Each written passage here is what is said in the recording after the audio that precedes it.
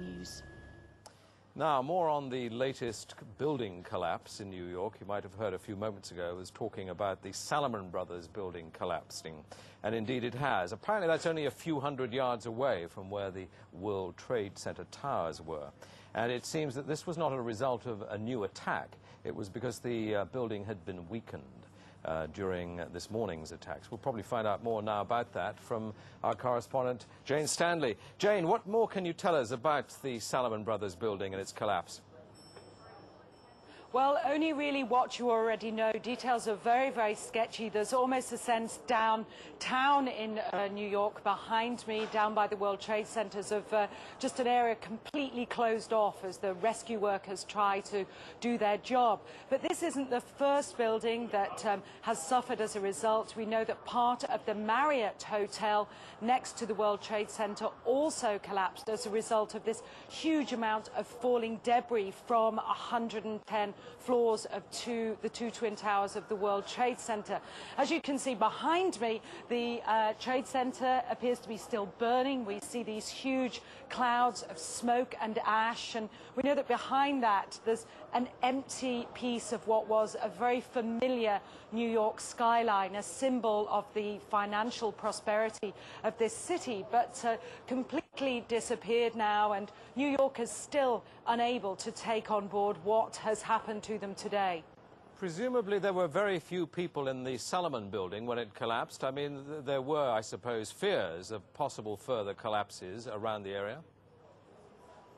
That's what you would hope, because this whole downtown area behind me has been completely sealed off and evacuated, apart from the emergency workers. That was done by the mayor, Rudy Giuliani, much earlier today because of, course, the dreadful collapse of the Twin Towers of the World Trade Center.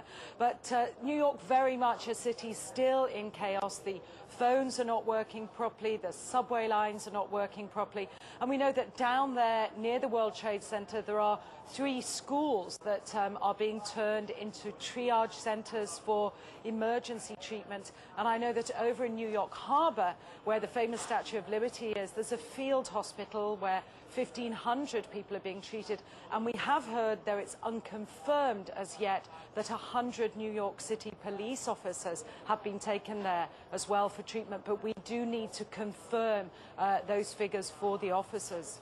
It's now, what, some 8 hours since the attacks. Is there any estimate yet available of the number of casualties in the World Trade Center? I think we can only go at this point with the words expressed by the mayor of New York, Rudy Giuliani, that it's too frightening to think how many there could be. We know that it's about almost 300 people on the airliners that were used in these attacks. But you've got to remember, this was 9 o'clock in the morning on a Tuesday morning. It's busy in downtown Manhattan, in the financial district then. The World Trade Center itself has 50,000 workers. There are tens of thousands of tourists who go up there every day. The figures are almost too frightening to contemplate. You can understand why nobody yet wants to put a figure on them. Listening to the mayor, Rudy Giuliani, a bit earlier, one of his messages was, business as usual. We won't let this get us down. But presumably, a lot of Manhattan people must have fled the city to Long Island to get away from possible further attacks?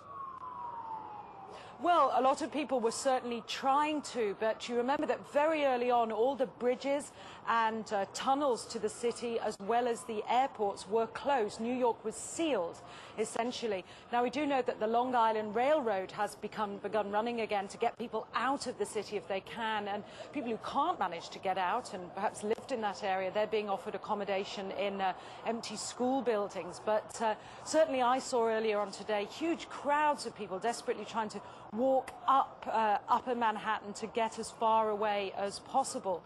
I think nobody really knows how to go or where to go, and you have to remember, even now, I don't think people can it can sink in to people what's happened. We haven't, for the past hour or so, heard much from the people of Manhattan. You're with them there. I mean, what are they saying tonight after this catastrophic attack?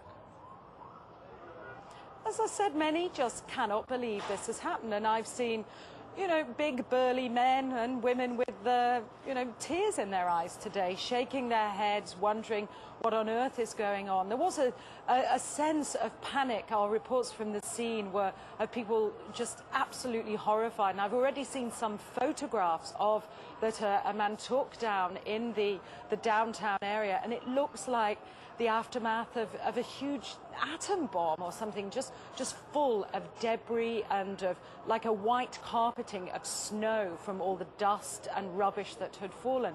I don't think people can comprehend. They certainly have lost any feeling of safety. There's still a great pride in the city. People are determined to fight back, but a great sense of shock and loss. People keep looking at the sky, for example, where you can see the plume of smoke and say, when that's gone, it won't be there anymore. Our Twin Towers won't be there. Such a symbol of New York. Are they talking yet about revenge and what the government should do to counter this threat, or are they numb still? I think people are still numb, and I don't think people are talking about revenge in that way at all yet. I think people are still too traumatized. We don't know how many people have been killed. We can't even put a figure. I think when you talk to people on they daren't even say how many people might have been killed and injured. And I think that feeling, until the idea of the devastation, people don't really know what to say or what to think. I think they feel the bubble of their security as being in America has definitely been popped. This city and this country will not be the same.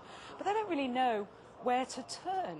That's the very sad thing. I think there's going to be a lot of very, very traumatized people that has hit them very, very hard.